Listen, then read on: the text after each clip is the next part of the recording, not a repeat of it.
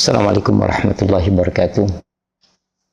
Alhamdulillah wassalatu wassalamu ala sayyidina Muhammadin wa alihi wa sahbihi ajma'in, amma ba'd.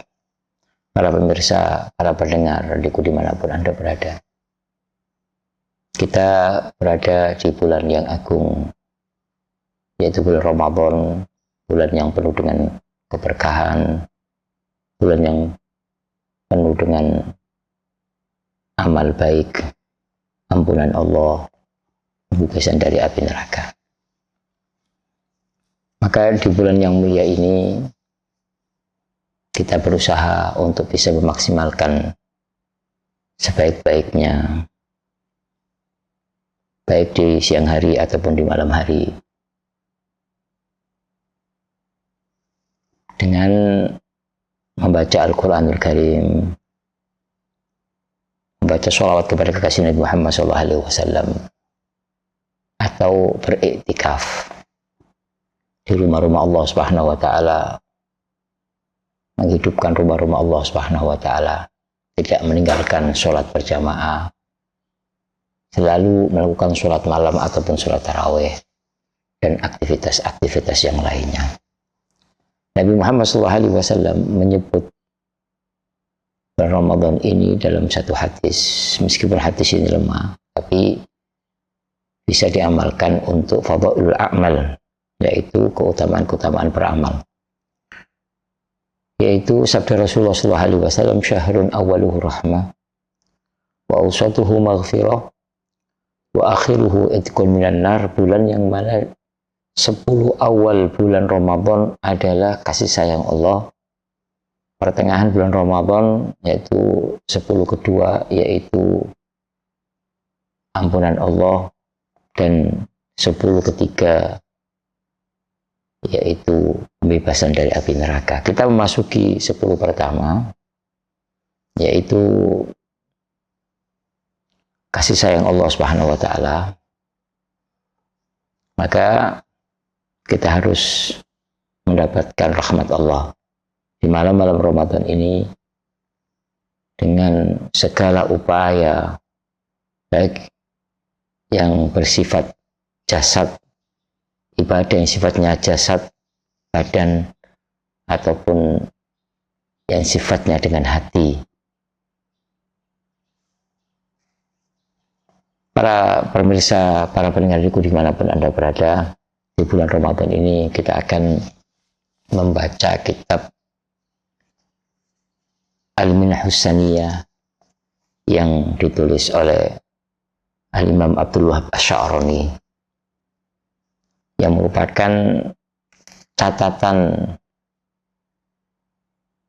beliau dari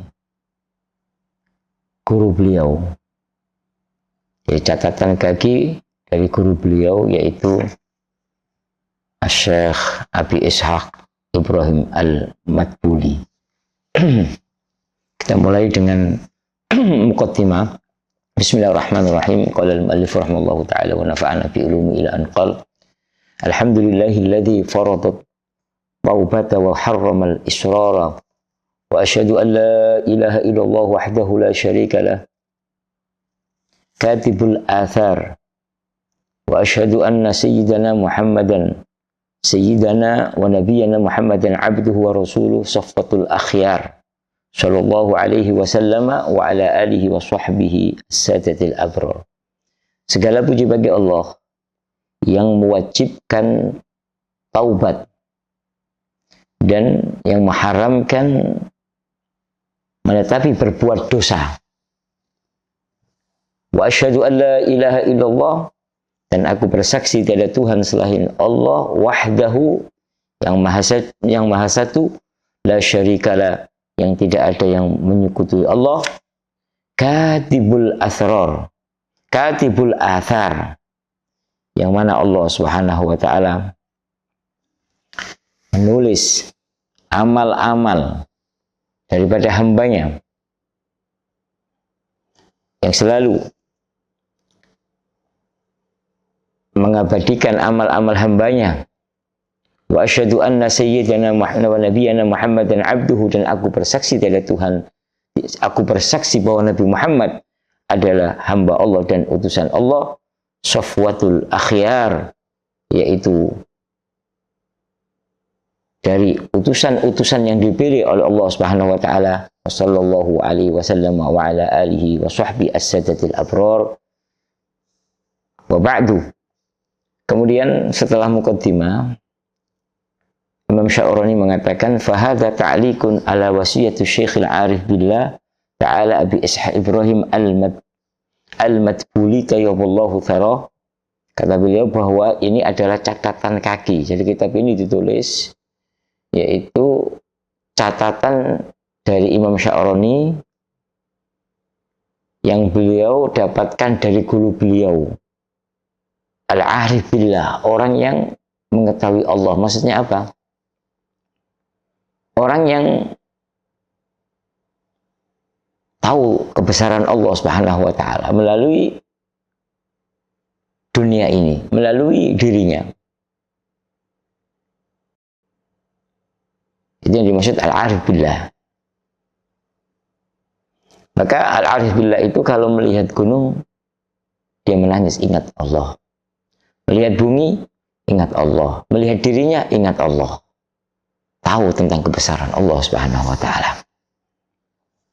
Itu. Julukan Al-Arif billah ini bukan sembarangan. Orang hatinya sambung kepada Allah Subhanahu wa taala. Tidak ada di hatinya kecuali Allah. Yang ada adalah Allah Subhanahu wa taala. Dia melangkahkan kakinya dengan izin Allah. Dia menggerakkan kakinya dengan taufik Allah. Apa yang dia kerjakan itu selalu berhubungan dengan Allah, disambungkan dengan Allah. Bahkan urusan makan, tidur pun selalu dihubungkan dengan Allah Subhanahu wa taala. Seorang Syekh Al-Arif billah Abi Ishaq Ibrahim Al-Madbuli tayyiballahu sarah wa ja'al jannata manqalabah wa mathwa. Semoga Allah Subhanahu wa taala selalu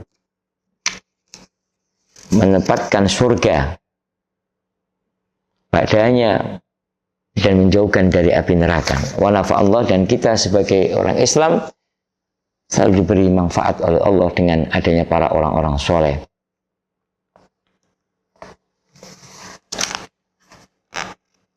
Wallahu ta'ala as'alu ayyan fa'a bihi wa yaj'aluhu khalisan liwajhihi.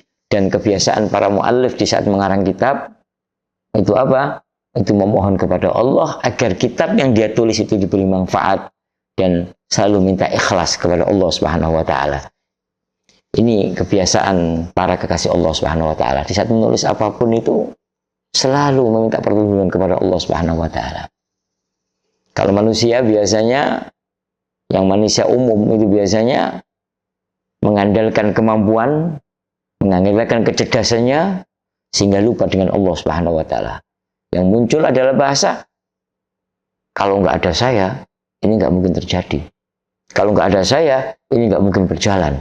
Nah, tidak seperti itu. Orang-orang soleh selalu menggantungkan dirinya kepada Allah Subhanahu wa taala. Maka beliau selalu meminta ikhlas kepada Allah.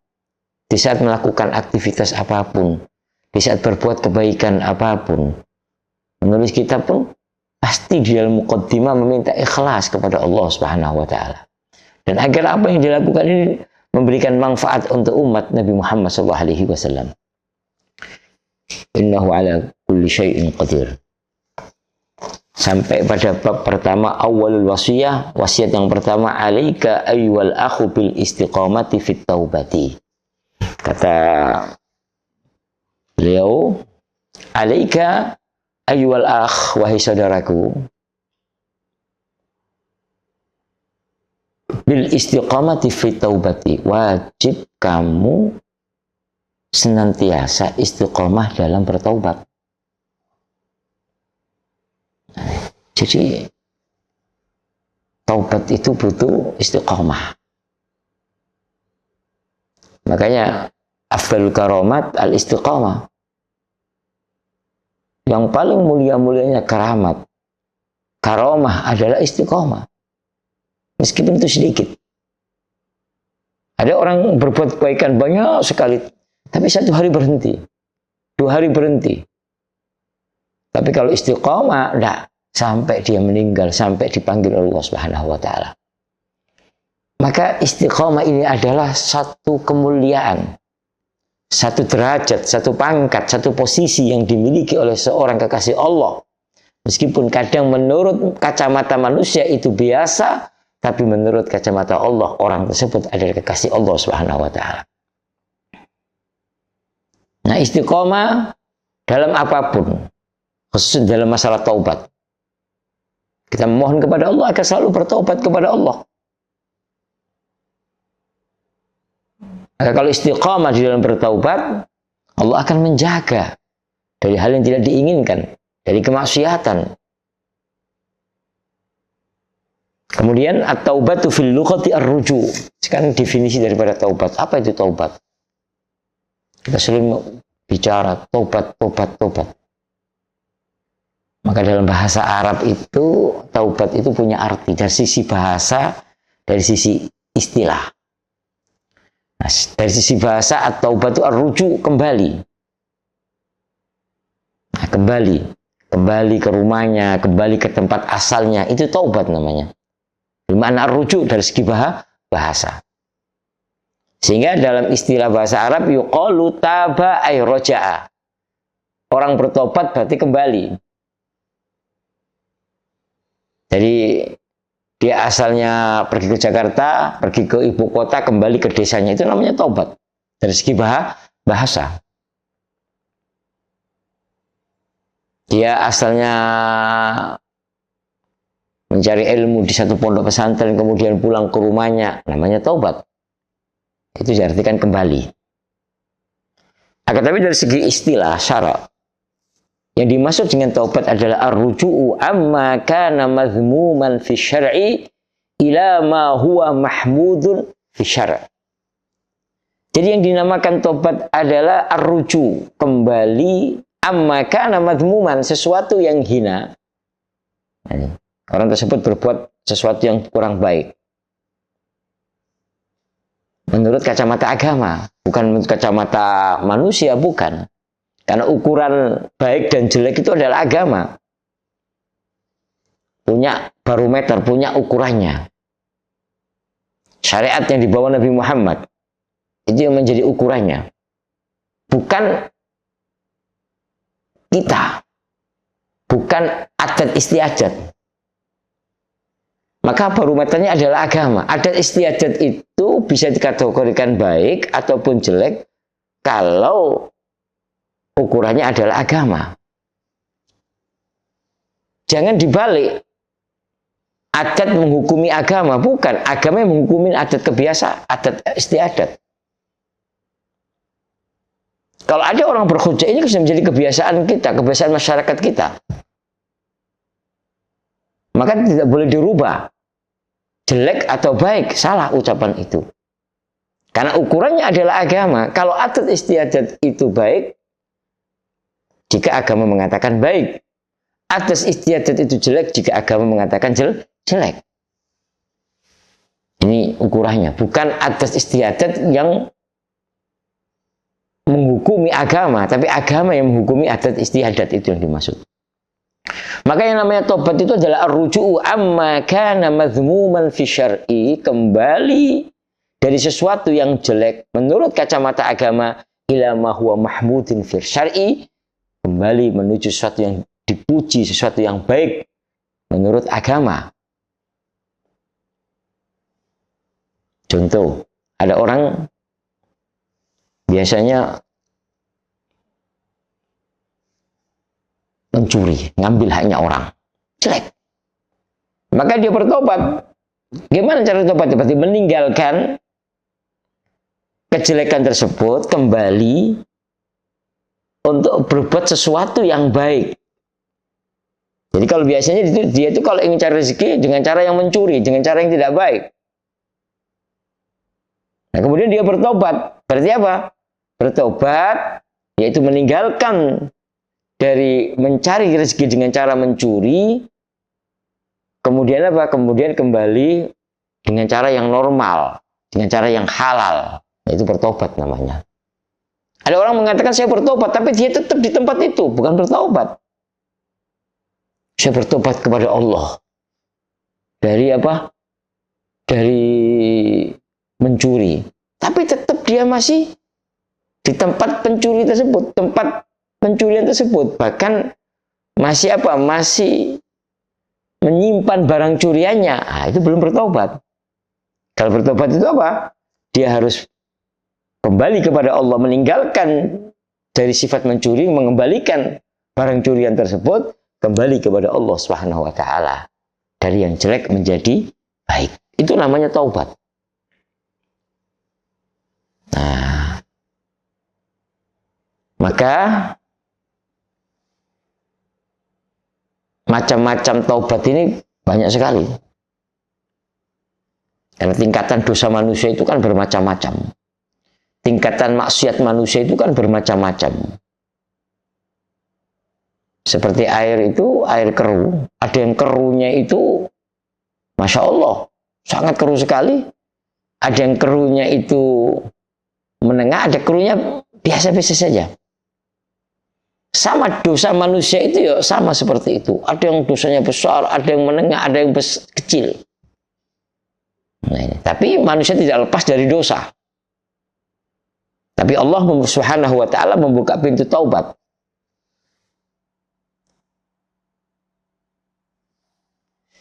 Sehingga para ulama mengatakan fabidayatuha, permulaan taubat itu pertama kali yang harus kita lakukan kalau ingin taubat itu at-taubatu minal kabair, taubat dari dosa-dosa besar.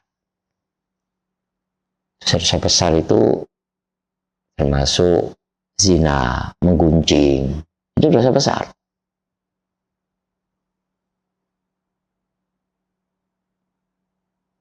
Minum-minuman keras, narkoba,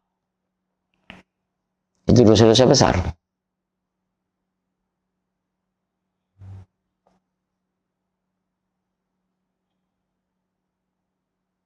Thumma shaghair, kemudian apa? Kemudian dosa-dosa kecil. Setelah bisa meninggalkan dosa besar, maka bergerak terus untuk menjadi yang lebih baik, menjauhi dosa-dosa yang kecil. Itu namanya proses untuk menjadi baik. Kemudian summal makruhat, kemudian makruh. Makruh itu jika dilakukan tidak mendapatkan dosa, dan jika diberhentikan mendapatkan pahala, itu makruh.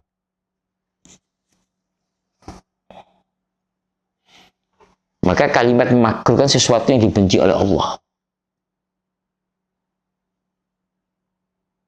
Itu makruh. Tapi di saat Anda berbuat tentang makruh tersebut, Anda tidak mendapatkan dosa karena makruh saja. Tsumma min khilafil aula, turun ke bawah khilaful aula, yang lebih utama. Ada yang lebih utama, ada yang lebih utama. Jadi orang-orang yang ingin sampai pada makom yang sangat tinggi, ada tingkatan-tingkatan taubat. Pertama sesuatu yang dari dosa besar, kemudian dosa kecil, kemudian sesuatu yang boleh dilakukan, tapi makruh saja. Nah, ini kita jauhi. Kemudian juga dari khilaful aula yang kurang utama, itu juga kita jauhi.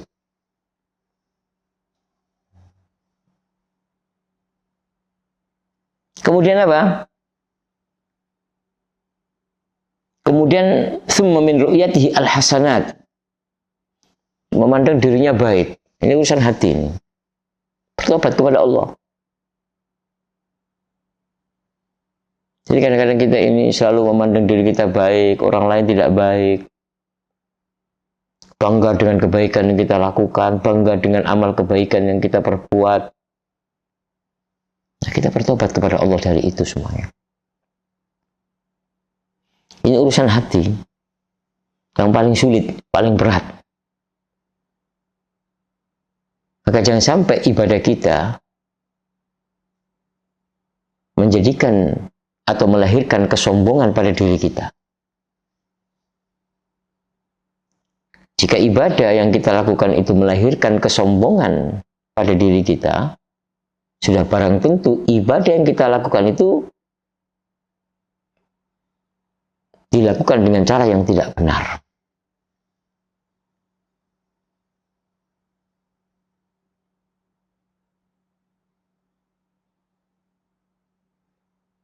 Kemudian semua min ru'yati annahu sara ma'dudan fuqara zaman, dia merasa dirinya orang yang paling rendah, paling menganggap dirinya itu baik.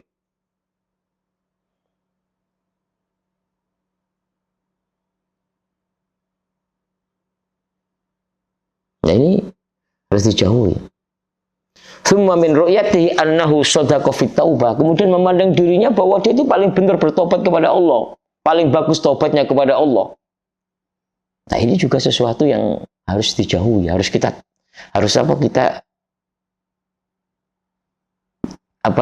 kita jauhkan dari diri kita.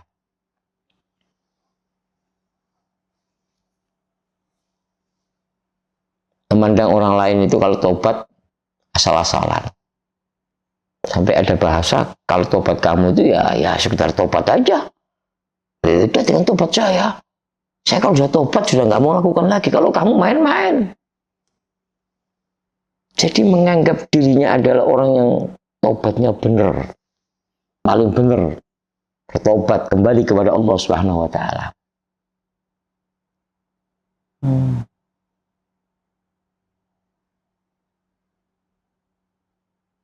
Kemudian summa min kulli khatirin yakhduru lahu fi ghairi madratillahi ta'ala. Kemudian apa? Bertobat kepada Allah dari segala bisikan hati yang tidak diridhoi oleh Allah Subhanahu wa taala. Bahwa di dalam diri manusia itu ada dua bisikan. Ada qarin yang baik, ada qarin yang jelek.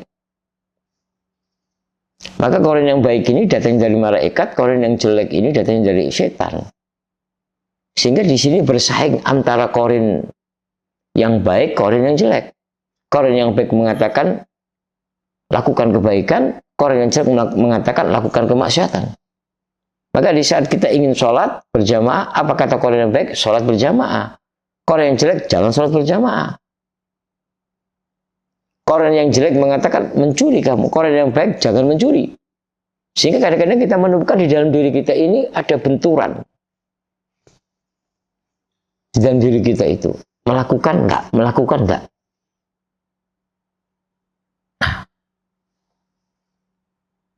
Kita harus bertobat dari bisikan-bisikan yang jahat, bisikan-bisikan yang jelek, yang tidak diridhoi oleh Allah Subhanahu wa taala. Sehingga kalau bisikan-bisikan jelek ini sudah kita kuasai dengan menaikkan bisikan baik, maka orang itu tidak akan berbuat maksiat. Nah, bagaimana supaya bisikan baik ini lebih kuat daripada bisikan jelek? Maka harus banyak istighfar. Banyak duduk di tempat kebaikan. Banyak duduk dengan orang-orang baik. Nah, ini akan meningkatkan bisikan baik, akan lebih kuat daripada bisikan jelek. Tapi kalau kita sering duduk di tempat-tempat yang maksiat, di tempat-tempat yang jauh dari Allah Subhanahu wa taala, maka bisikan jelek ini akan lebih kuat mengalahkan dengan bisikan yang bagus. Nah, ini. Kemudian wa amma nihayatuha fattaubatu kullama ghafala an syuhudi rabbih ta'ala tarfata ain. Ini tingkatannya orang-orang Masya Allah, para kasih Allah. Sedangkan puncaknya taubat, bertaubat dari setiap kali lupa dari bermusyahadah kepada Allah Subhanahu wa taala. Walaupun sekejap dari lupa dari Allah. Ini nihayanya, endingnya. Jadi kalau sudah kita lalui, yang pertama tadi itu dari dosa besar, dosa kecil terus, maka endingnya terakhir itu yang ada di selalu menyaksikan Allah, selalu melihat Allah, selalu tahu tentang Allah. Nah ini insya Allah nanti akan kita bahas pada hari berikutnya, yaitu ending daripada taubat, yaitu musyahadatullah, melihat Allah. Wallahu a'lamu bishawab. Assalamualaikum warahmatullahi wabarakatuh.